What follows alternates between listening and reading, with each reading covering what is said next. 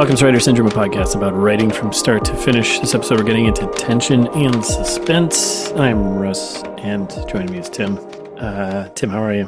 I'm creating some suspense right now. Oh, is that because I asked a question and you're withholding information? Yes, there. I was withholding the information. I'm doing well. Thank you for asking. Well done. That was good. Good start. Thank you. I have no curveball questions for you, so that was it. Good. Yeah, you did a good job. You passed. A+.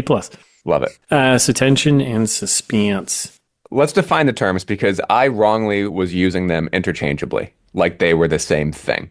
Yes, and I think that's in fact, like I was using suspension, tension, and maybe even dread interchangeably, and all different things. Yeah, they definitely are used interchangeably, and they are very closely related, and they do feed into each other. I think that's important to know, though. So they are same but different. So suspense.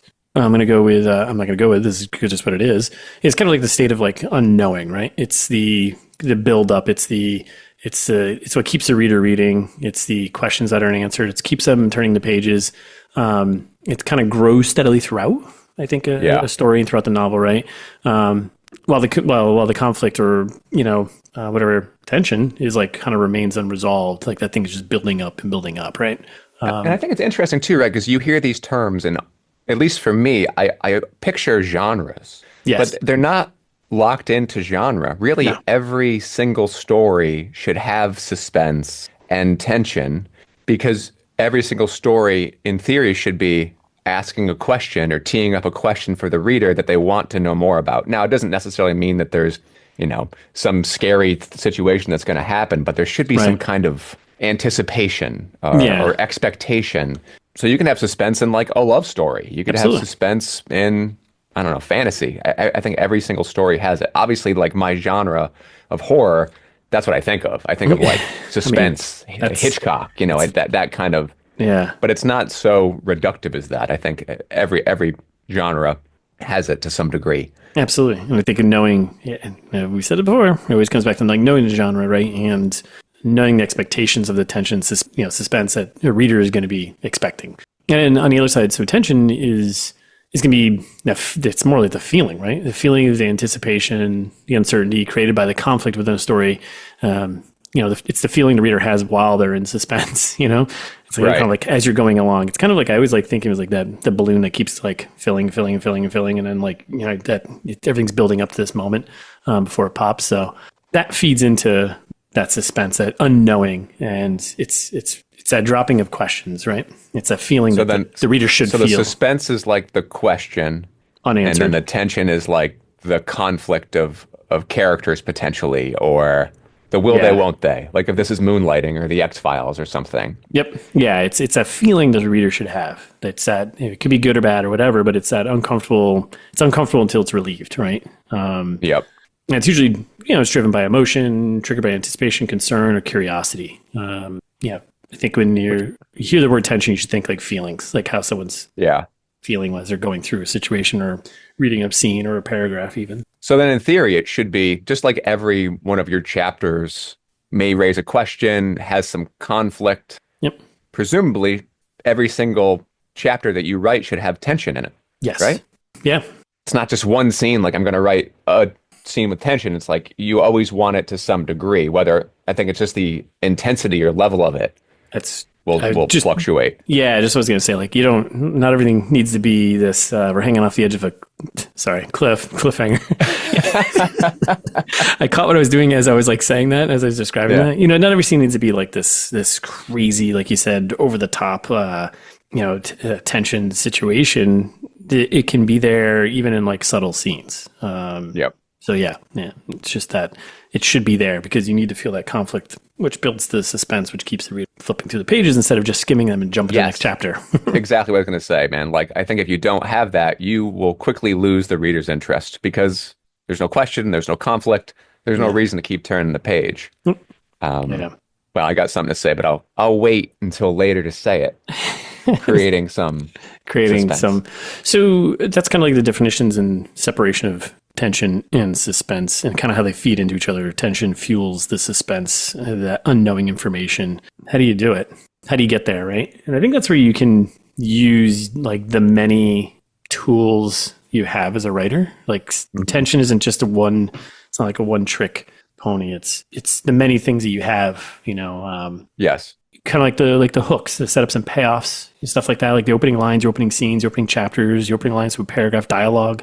Getting that reader to ask the question of like what's going on, which is the suspense part, right? And I think something that feeds into this too a little bit when we're thinking about tools and even like kind of writing adages or like tropes. I mean, people will say, and they're right, show don't tell. Yeah. And then there's a question, why? Well, if you're telling, well, there goes all the tension. It goes all the then it's kind of like it's completely gone. Like it right. almost ruins that writer-reader relationship you have. And the reader's going to lose interest because their questions are being so obviously answered, right? You're not teasing them along. You're not bringing them for the journey. You're just kind of spilling everything on them. Yeah. I find in some other ways of building that tension, pacing's kind of a big one. And that was one for me that I was paying a lot of attention to, and it was something that stood out to me because of the genre I was writing in and how I want it to feel. Mm-hmm. And I feel that is a big one. I'm currently reading a book that's very slow paced, but I think that's on purpose. And it's kind of like building that tension because it is slow paced. And I think that can be played pretty well in like a lot of different genres, especially I feel like both our genres probably either fast or slow, but it definitely slow pace, like in a thriller is just like, okay, when's this balloon going to pop, Yeah. I mean, not to keep harping on Jack Reacher, but that first book, is deliberately slow for like the first 300 pages, and it's almost plotting. And then it really, really, really picks up, like really picks up. It's almost an abrupt change. And it's intentional, and it does create this kind of anticipation and this tension. And that's very intentionally paced. I didn't find it wildly enjoyable, but that's the tool that, Lee Child's working with right there. I had a hard time with my own pacing. I think inside of the chapters, my pacing was fine. I'm still having a little bit of an issue about structuring chapters since I've got so many threads. Yeah. That, you want to keep all these balls up in the air. You want to keep the reader invested. In the same respect, you need to answer some questions before you move on to the next thing. So I've had a hard time shuffling some of those chapters. Yeah. Keep the balls in the air. Is that an idiom we talked about in our last? That's the keep the ball rolling. But it was keep the ball in the air was the British version, right? The archaic British version. Yeah. Look at that. Like that. Look at us, huh? Idioms. Yeah. Go check it out. Yeah. And I think and there's like other things that, you can use for building tension, and it's everything, again, it's more of those toolkit things like flashbacks, doing some nonlinear storytelling. There's some great examples of that, and definitely in novels, certainly film, of seeing a scene from one character's point of view and then jumping to another and then maybe catching the tail end of it. I can definitely build some tension and add to that suspense of... I'm reading the book I just finished. Does a great job of this, where you're kind of bouncing between protagonists, good guys, bad guys, and you'll see one scene from one character's perspective, and they won't say who the person is until you jump to the next character's chapter, and you're like, oh, interesting. Oh, that's them, and then you get like the reaction from them, and you're like, oh, okay, that's kind of cool, and that builds like this tension of like, who'd they just hit? Like I'm reading this Viking book, you get it does a great job of balancing that, and that's kind of builds that tension and suspense. Like, who is this? What's happening? And then next chapter you find out. It's interesting to think about levels of tension, right? There's like sustainable tension, like there's the big question that goes through the whole story, and then there's interpersonal relationships and situational questions that you're kind of teeing up and answering throughout. All to say that I think there's layers of this, right? Like you will be answering questions, characters will be meeting, some tension will be relieved, but the big question, like the big overarching piece of tension won't be solved until the end, until the finale. Yep. So it's this like, not random, but this like very intentional string of setups and payoffs, and just knowing when to do it. What's your thought on building tension for a character internally and externally? So I wrestle with it. Yeah. I do it. You mentioned flashbacks before, and I have like a love-hate relationship with them. My brain loves to create them. But I don't like I don't like reading them. And only because you run the risk of seeming kind of heavy-handed or doing too much telling and not a lot of showing. Yeah. So I've reduced my usage of them. I guess that they could increase tension. I'm struggling to see. I'm struggling to recall a book that does it. Yeah. Where like it seems to add dimensionality to the character that informs the character in the current piece of, so maybe that's it. It adds a little bit of subtext and dimensionality to the character that makes the stakes feel higher. Like Yep. when you were reading The Troop, and that thing is peppered with flashbacks of those kids, right? Yep. And who's the psychopath kid? Shelby, Shelley, I think it's Shelley. Yeah. Shelley. Yeah. So like you flash back to him being a psychopath, kind of, sort of, and hurting animals. So that does add tension, right? Because you have this context that he's kind of a nut job of a kid.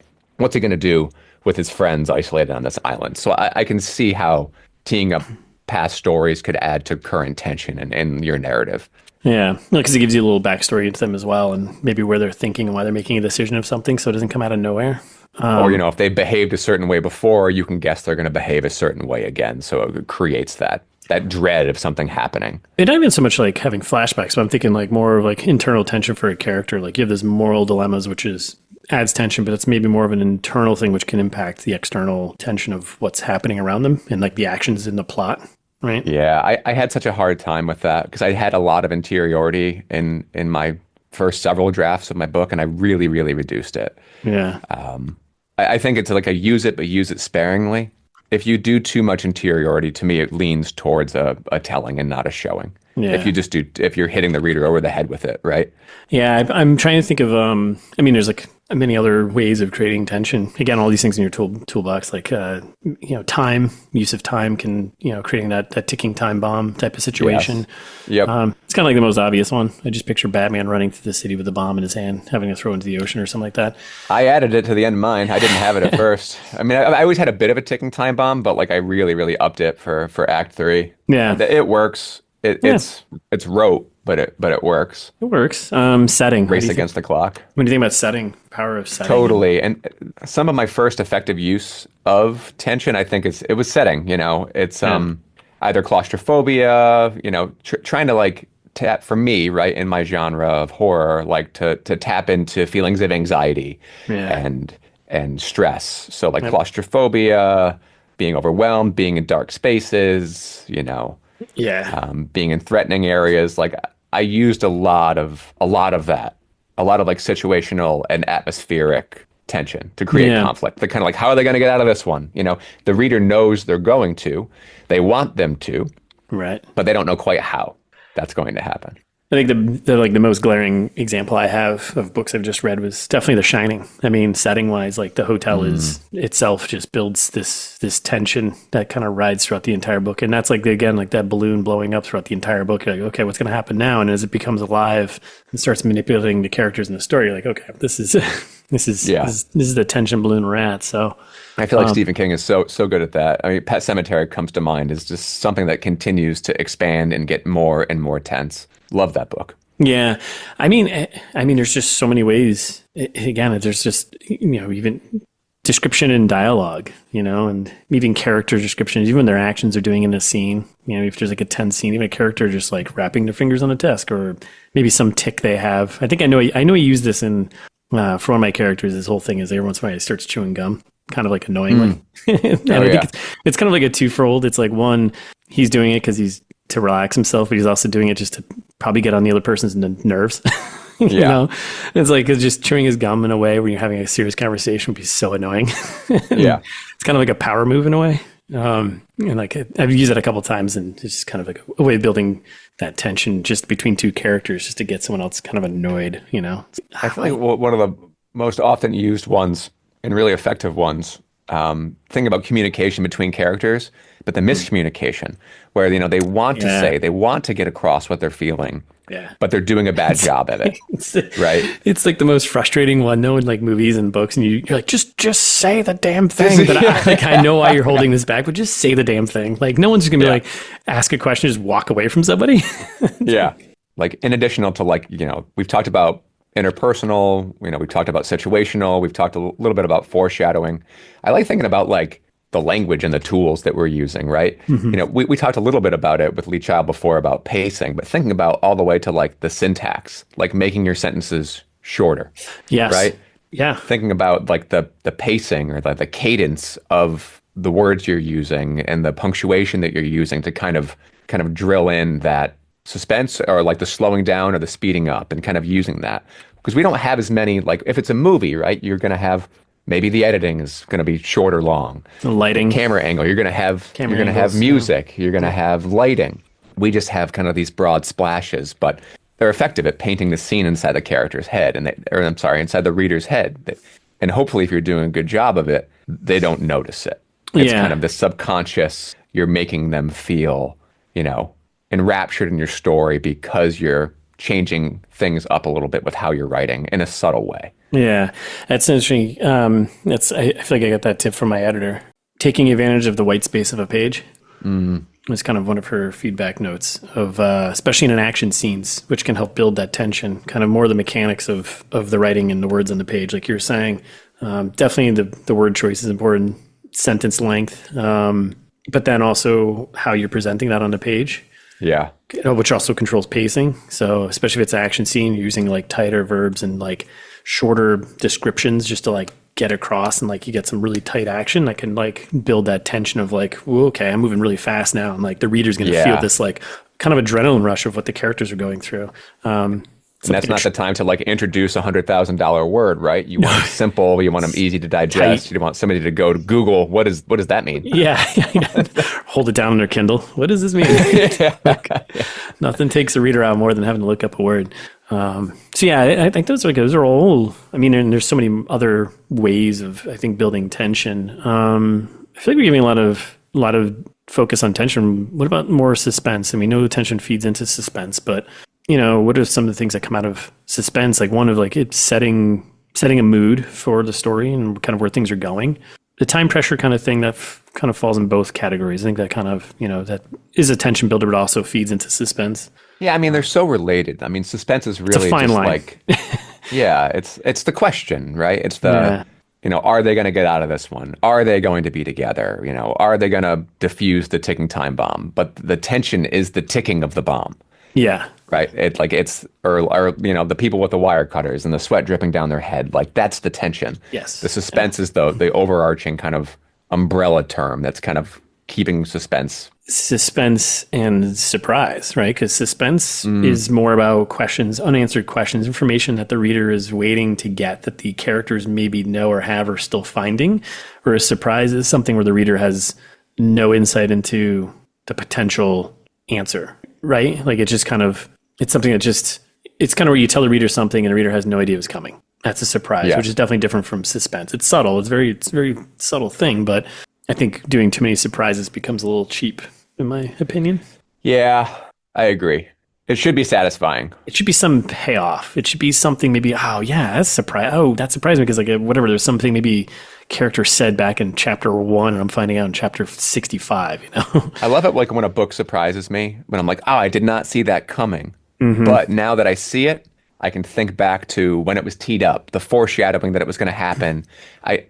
Now I see that it couldn't have happened any other way, but it still surprised me. And to me, that's wonderful, wonderful writing. If it's just a surprise completely out of left field, like some bullshit in Lost or whatever other wacky thing where it's just mystery box after mystery box after like unplanned surprise, that feels forced, right? Yeah. It's like people love the question. You think back to Twin Peaks and everybody was kind of enraptured in the like, who killed Laura Palmer type thing. The question keeps people going.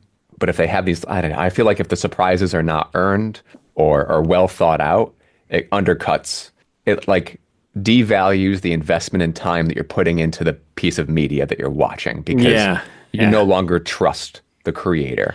I'm trying to think of I feel like there was some movie or something I watched recently where there was this surprise or twist that was like, bullshit. Yeah, I had I'm calling bullshit on this because it was like, and I remember pissing me off and I was like, as the viewer, like there was no opportunity for me to figure that out or have that moment of like light bulb. And not that I need to figure out everything and that's okay. But if it's done correctly, there was something there that like I'm okay with twists and turns, but it's got to be set up right. I'll get to it when we get into our, what we've read and watched, but, I finished that Asimov book and it got me again. Oh, really? Yeah, it got me a second time. And all the things That's End of Eternity? Yeah, End of Eternity. And it was the things I was like kind of complaining about. Funny enough, like the last time we talked about it, I was halfway through and I was like, no, he was doing this for a reason. And then at the end, I was like, son of a, like that. Like, So what was he doing? Like, explain it. well, it was the female character that is introduced early on. Big spoilers for End of Eternity. The book came out in the 1960s. Isaac Asimov, go read it. It's great. But they introduce a character early on, and it's a love interest, and the character's kind of treated like just kind of there and kind of floating along, and it's definitely like a plot and motivation driver for your main character, and then they just kind of disappear. But everything that I look back, I was reading through, I was like, everything that character she was doing and saying was feeding into her motivation at the end, which was a big surprise. And I was like, son of a, you got me again. Like, I remember the first time I read it, I was like, oh man. And then I read it again. I was like, because I couldn't quite remember how it went. I was just like, okay. And I totally forgot about her. And you're gone this quick adventure with the main guy just trying to get back to her. And then you find out, oh, got it. She was involved the entire time and and had this big reasoning for being here and her motivation. I was like, son of a, and that was a good surprise. That was a good twist, but it was there. It was right in front of me. But then it was the old sleight of hand distraction of like, yeah, I'll give you this one, choose this, but then we're off on this adventure, and you kind of like forget about these things that were set up early on, and then you get back to the end, you're like, well played. Yeah. So since it's kind of suspense and tension adjacent, I just want to talk about dread momentarily, because I feel like it's the ugly stepchild of these things. I operate with dread all the time. I love it. And I think the only difference is that it's the expectation of the reader or viewer. Dread is something they don't want to happen. I mean, yes, inside, if you're teed up for a certain genre, you want it to happen, but part of you doesn't. There's kind of this recoil of it. So I use dread quite a bit, but I do feel like it's so related to suspense and tension. I mean, it's more in the category of, it's definitely in the tension category. I mean, definition of dread, right, is like the strong feeling of like a fear or anxiety about something, about an outcome, right? So I could see that. I mean, it definitely plays into tension, absolutely, and maybe leans more into genre. I mean, it could fall into thriller, and maybe you and I will use that more than maybe. Yeah, I like thinking about like the fated nature of the characters in a way with dread. It's like something bad is going to happen, and you'd love to back up, but you can't. Like you're slipping forward towards this thing no matter what. Yeah.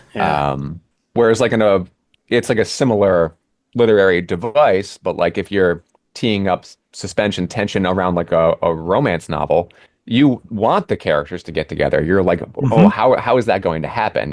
Why does it keep not working out, and whatever else. But dread just feels like the person is doomed and they're doing their best to get away from it. I love that feeling. I love it. It's the absolute Shakespeare. There's a lot of dread. It's like Greek tragedies. Like all your main characters are going to die at some point. It's actually how I used to when I was, younger and, watching the Nightmare on Elm Street movies and Friday the 13th. They always felt like they had this bit of Greek tragedy to them. And like these were kind of dark Greek gods that you just couldn't escape from. Yeah. I love that vibe about it. I don't think it's ever intentional, but I think it is this kind of manifestation of this Reaper type character, or the past come back to haunt you. So I mean, let's go into examples of our own, of how we're creating tension and suspense in our own.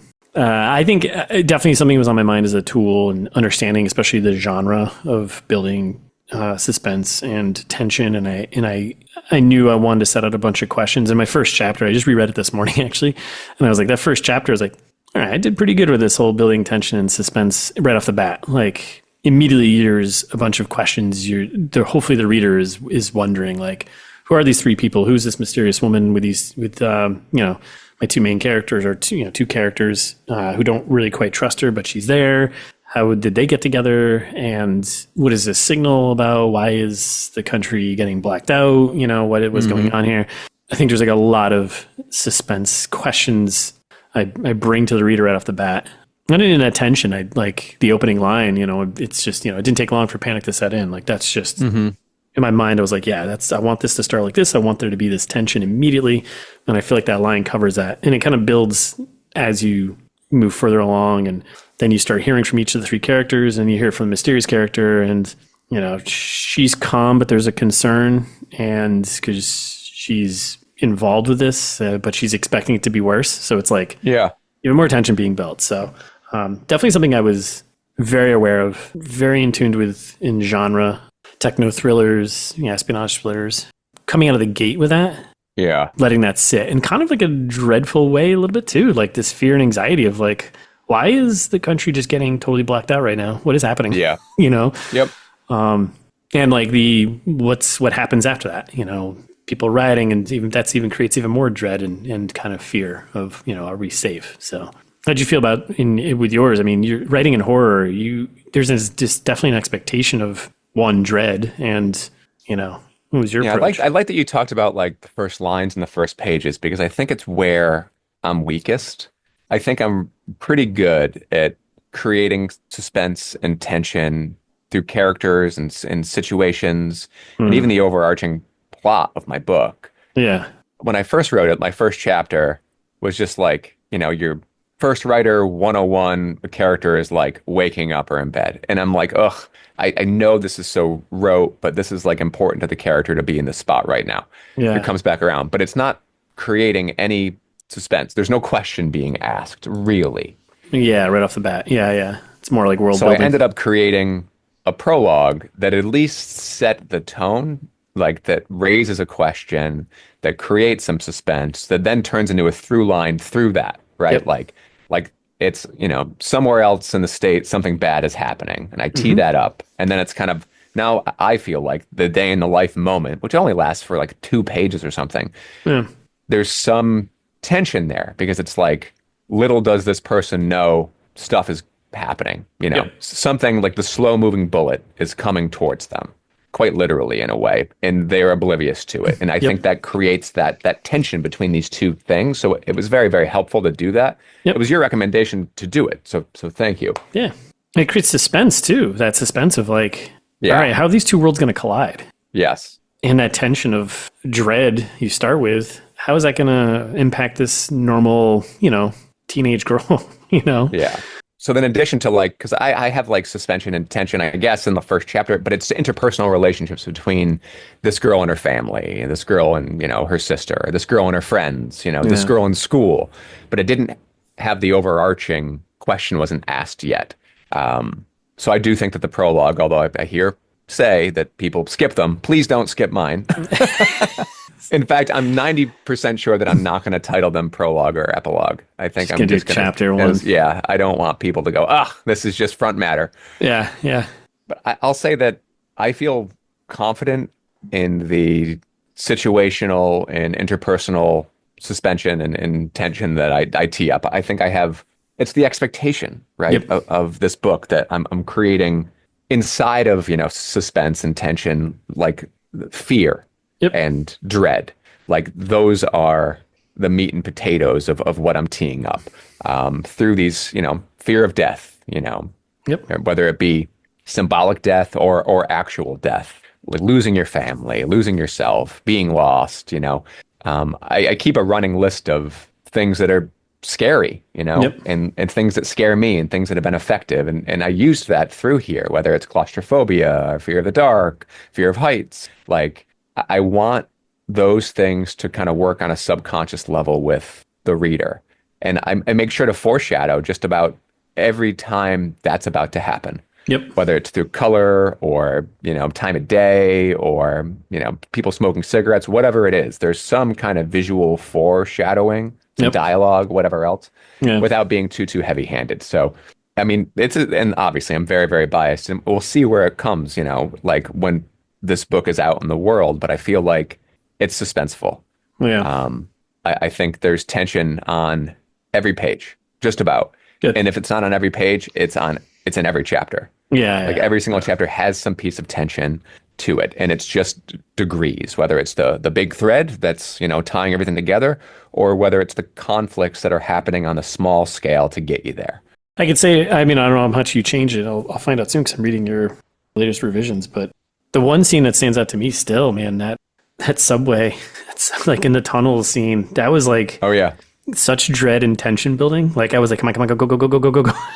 Like like the feeling I had was anxiety. I was like, come on, because I'm also claustrophobic, so I'm just imagining being down there and it being dark and all this stuff going on. The way you set the setting and descriptions of what was going on. Like I don't know how much that scene has changed. I guess I'll find out soon. So if anything, it should be better because I reduced. Yeah. and I think through the editing process, I was learning like, all right, this is working, but some parts aren't. And it was because I was telling.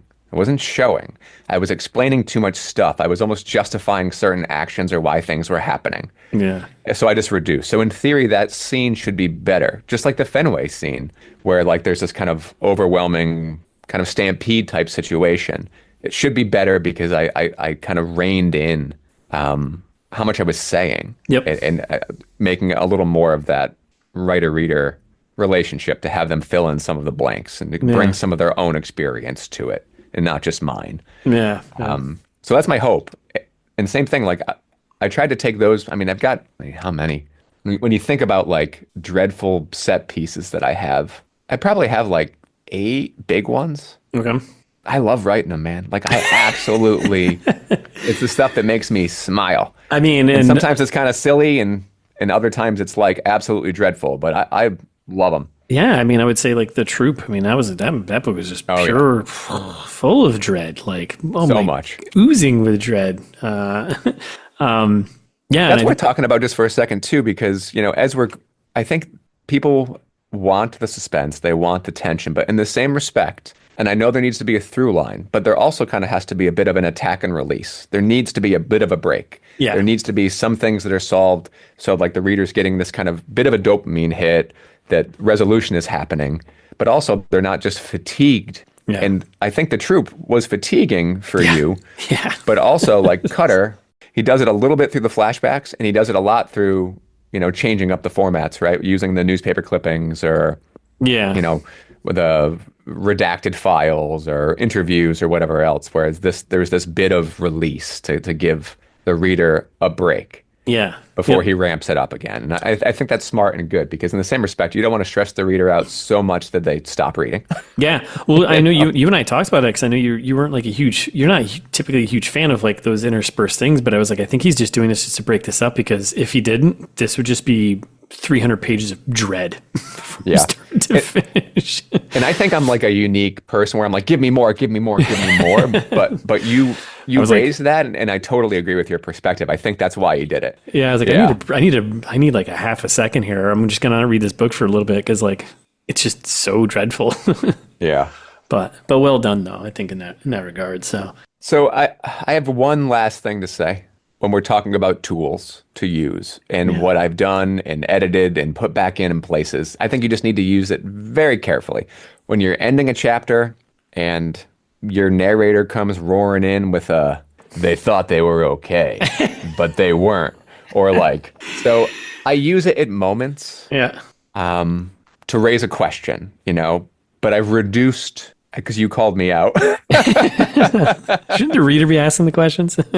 Yeah, a little bit, but like, I think I do some things like this was the last time they were at their family home or something like that. And so I think it can be done well if you're, writing in an omniscient third or something for the narrator to come in and tee something up. I also feel like it can land like an absolute lead balloon and feel really forced and take the reader out of it too. So I guess my advice is just be so intentional and don't do it a lot. Like if you're going to do it like once or twice and just make sure there's nothing else. Because you could be doing it without the narrator coming roaring in. You can do it with something situational. You can do it through showing and not telling. It's very much telling. Yeah. And it's telling to create suspense and to raise that question. It's to tee up the next chapter. Yeah. It's kind of the narrator coming through the wall almost to the reader and being like, it kind of reminds me of like a throwback to like old like horror TV shows or something like that, where it's like, ... next episode. Will they survive? Totally. Will they which I think could be done and kind of can be done right in a way that, has a little fun to it. Yeah. So. What's worse than a to be continued? I mean, and for the love of God, don't do it at the end of your book to tee up the sequel that answers the question, because that is just a recipe for frustration, dude. Yeah. Satisfy your audience. Raise some questions, but answer the big ones. If you're going to introduce a big question, answer the big question. Yeah. Don't kick it to the sequel. Yeah. Good Lord. Especially if you haven't planned it. Are you talking about my book right now? Because I feel like I might have done that. No, yours planned, man. Yeah, I give the ending that I don't think people were wanting, maybe. But I don't know. So I end mine with a little bit of suspense, but I have big resolution. Yep. But my epilogue, I raise a couple more little questions, and they're kind of like, where could this go if the reader wants to keep it going in their mind? Yeah, I left the big question kind of somewhat unanswered, but a little bit answered, and then really it was just answering the question for the main character at the end. So it was more of an internal story, but that might get lost. That's okay. Well, no reviews have complained about it. Not yet. All right, so it was good. What do you read and watching? Playing? Let's see. What am I reading? Anything good? I feel like I've worked so hard through this editing, this like last draft that I just sent you, and I'm not reading that much. No. I'm working through that Science of Storytelling that you gave me, or gave me the idea to read.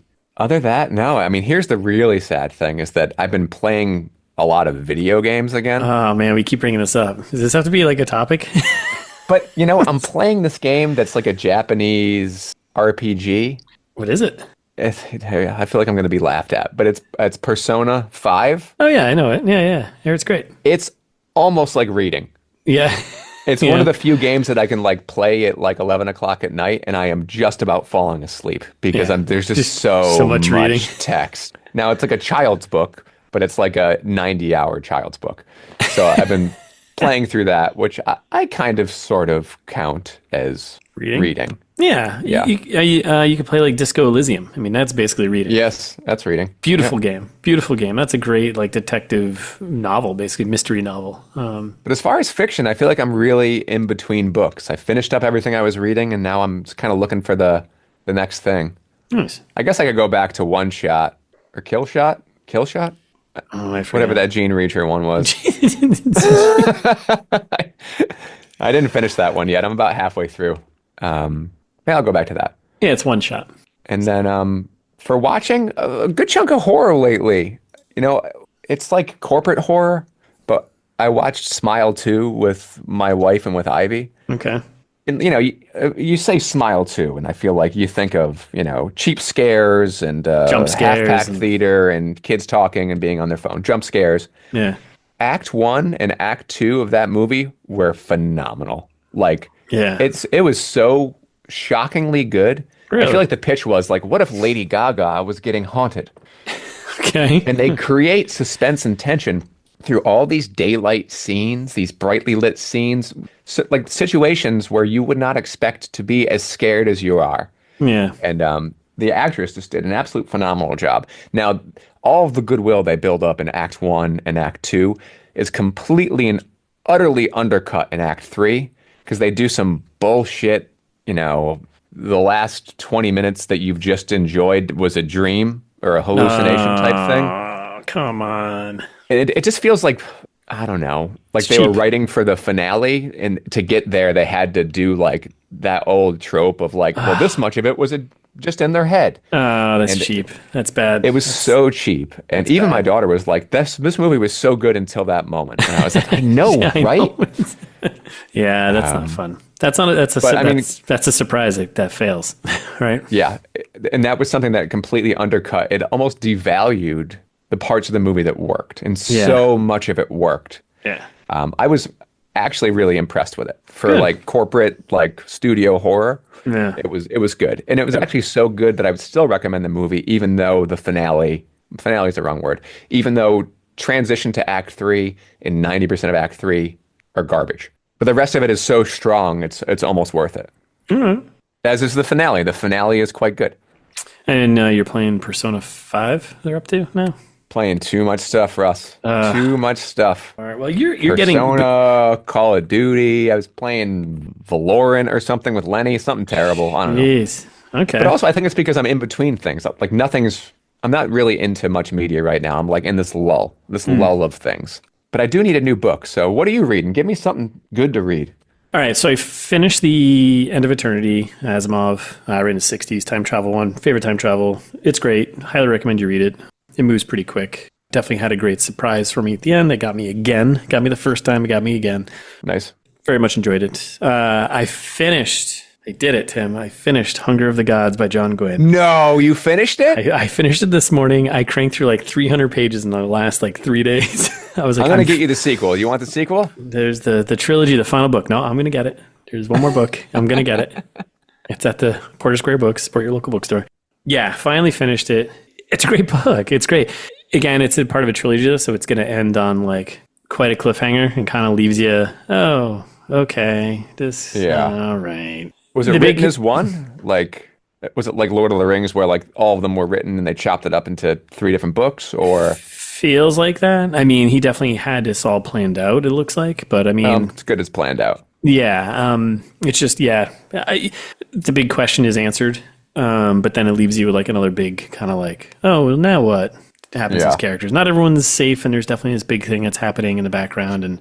But great use of tension building throughout each chapter. Jumps between 4 different characters, points of views. One is kind of like this sniveling, kind of backstabby kind of character, bad guy. Got our main protagonist. You got a secondary kind of protagonist who's kind of off on her own journey, and they're interweaving and running into each other. You got a fourth character who's like kind of on the edge of definitely on the bad guy side, but has like this, you can see his arc, his character arc is like, am I doing the right thing kind of thing? So great job of tension and all the scenes and the build up and pacing. Chapters are pretty short for the most part. So highly recommend that. I'm halfway through The Old Man by Thomas Perry. It's the book that the show with Jeff Bridges is based on. Oh. Which I just finished. There's only 2 seasons of it. They canceled it, which is kind of annoying because I just finished the show. I'm almost done with the book. I'll finish it probably today or tomorrow. Very different TV show versus the book. And right now, I'm going to say I think the show is better than the book. Oh, really? Yeah. And they canceled the show. and they canceled the show. Yeah. So. Is this a series of books? No, it's just it's a one-off book. I'm like 70% through it, and it's just a lot of traveling. 2 characters just traveling a lot. It won some awards for a thriller, and it's just like the pacing is very slow, and I think that's maybe on purpose, kind of methodical. And the show, though, it's like interesting. It's totally different. All the characters, same characters, but they're just used differently. Mm-hmm. Some setups are totally different. In the book, he's got a daughter who's got kids, and in the show, she doesn't have kids, and it's just like a lot of differences. I'm okay with the book. I'm like a 3-star on the book. The show was a little more interesting, but the way they ended it on season 2 was kind of frustrating because they're not going to make any more. So it's like, great. Dude, I'm looking at this guy's bibliography. He has written a book a year, just about every year since 1982. Yeah, Thomas Perry. Yeah, he's got a lot of books. What the heck? A book a year? Yeah, and this book's like 350 pages, 360 pages, I think. So this guy's AI. Like reading it right now, like a chunk of the book is just really into the heavy daily details, though. It's 2 characters, like, one guy trying to run from his past, and he's just traveling with this female character. He kind of somewhat, not really abducted. In the show, they make it more of an abduction, but in the book, it's just like, she's like, yeah, I'm in love with you, and we're going to go off and be spies kind of thing. But then it's just everyday things. Like I read a chapter of like another character that's chasing him, and I'm like, I don't care about this. What is going on? Like, why are we? So very much in the thriller genre. This guy wrote for 21 Jump Street and Star Trek: The Next Generation. Holy smokes! Pretty cool. Yeah. So this book is okay though. I don't know. I'll see. Maybe Would you read more of his work, or are you good? I'm good. If it's more like this, I'm probably good. But he's got 32 other novels. If you want to dig in. I think I'm good. It's just not moving at the pace I want for a thriller. And it's just kind of, I don't know. But we'll see how the ending goes. Maybe I'll change my mind. So this to bring it back to our topic, since it's so important in thrillers. Is the question not suspenseful enough, and is there not a lot of tension going on throughout the book? I feel like for the suspense and the question, I'm like, I don't know what the question is. Like, I mean, I'm like, I guess, is this guy going to get away with this, or who's he getting away from right now, kind of thing? And the tension, maybe it's there because it's getting into the mundane and like the details and like just moving around a lot. It's just a lot of travel, which I'm like, I don't care. So I don't know. I wonder if it's one of those things where he's like, doing an intentional, and then like the last 20 pages are going to move it at a clip. I think so. Like I said, I'm like 70% through it. So I think it's starting to kind of come together. The one character who's chasing him is kind of flip sides and is helping the main guy who's, on the run. So maybe that's what's happening. So I'll reserve a total judgment. Right now it's 3 stars, but maybe I'll bump that up next episode. I watched a handful of those really bad Saw movies. They're so bad and so goofy. Yeah, they're not good. Like they're awesomely bad almost. Like they're so bad they're good. They're kind of like goofy. And then I watched Nosferatu, which I know you saw. Robert Eggers, right? Love the Nosferatu. Robert Eggers, right? Yeah. Yeah, little Bobby Egg. Up here from New England, New Hampshire, right? I don't know. I don't know. He is a talented guy, though. Yeah, I have to say I really enjoyed that movie. I thought it was really good. Talk about suspense and tension, right? Like, and being kind of slow and plotting and methodical. Yeah. Yeah, I thought. Yeah, what'd you think? What were your takeaways? All the acting was awesome. I was doing the voice of Nosferatu as soon as I came out of the theater. Need to reposition my ticket. Like I was like, oh, this is awesome. I'm doing this every day now. I am just an appetite. It's like, this is great. How good was Lily Rose Depp? I was like floored. Yeah, I thought she was pretty great. Chops, absolute acting chops. Really surprised. Yeah, Nicholas Hoult, new Scream King there. I thought he was great. Yep, really good. Yeah, overall, like the lighting, the way it was shot was great. Like the use of the shadows and like I liked how you mentioned it felt big, but it felt small at the same time. And I got what you said after watching it. And it felt like he was like some scenes felt like you're playing with like a model almost, you know, like, you know what I mean? Like this, it just felt like a model, and you felt the epicness of Count Dooku. Count Roku. What was his name? Count Roku. Roku. Yeah, it's like it walks this really interesting balance of like epic and intimate. Yeah. You know, maybe there's intimacy with characters and intimate moments and a lot of like really extreme close-ups on characters who fill up the screen, yet the scope of the story is large. Yeah, yeah. Cinematography was great. The lighting was great. Yeah. I thought it was awesome. Very much enjoyed it. He's turning into one of my favorite directors. He definitely feels like a little bit like a less commercial Nolan to me. Maybe it's because they just both have a love of shots of people's backs. Standing in front of sweeping, you know, landscapes. I never thought about that until you just said it. Now I'm like picturing all the scenes. Center them like a Kubrick shot, put it in 70 mil, and like have somebody just stand kind of hunched over. Yeah, you know. So yeah, that's it for watching and then playing. I finished that Guardians of the Galaxy game, and it was a lot of fun. Actually, I saw you playing that. Yeah, yeah, I thought it was a lot of fun. It was very story driven, a lot of cutscenes in a good way. Definitely capture the heart of the Guardians of the Galaxy and like the tension between all the characters and them becoming friends and being on the same side. I thought they did a great job with that. I still had the same fun goofiness you get from like the movies and the comics. And the gameplay mechanic was really cool. Kind of reminded me almost of one of the Final Fantasy games, maybe 7 or something, where you can swap.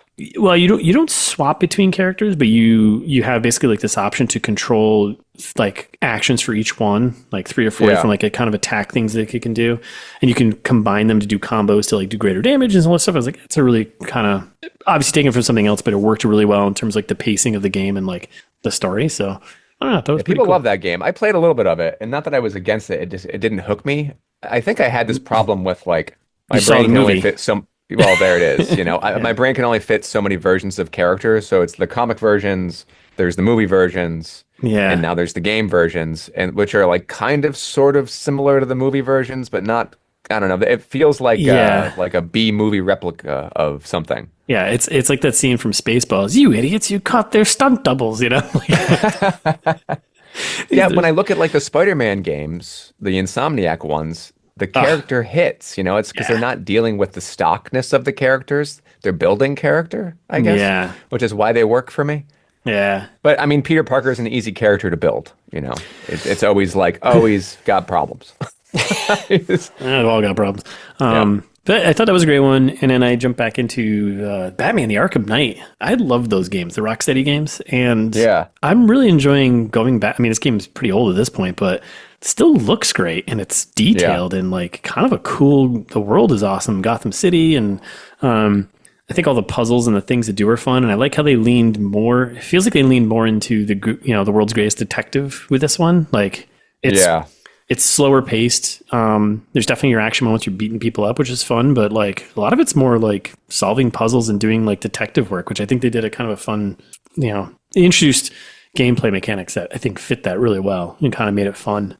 Yeah, I feel like Arkham Knight is so good. I feel bad for Rocksteady, I guess, because like Arkham Asylum is just amazing. Yeah, yeah. And Arkham Knight's absolutely amazing. So that's it. That's it for me.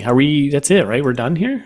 We're done. It's over. Did we answer the suspenseful question? We brought it to catharsis. Does everybody feel good? I hope so. I feel good. Everything's been answered. We know what suspense and tension are. Yeah, so that's it. That's our episode. Thanks for listening.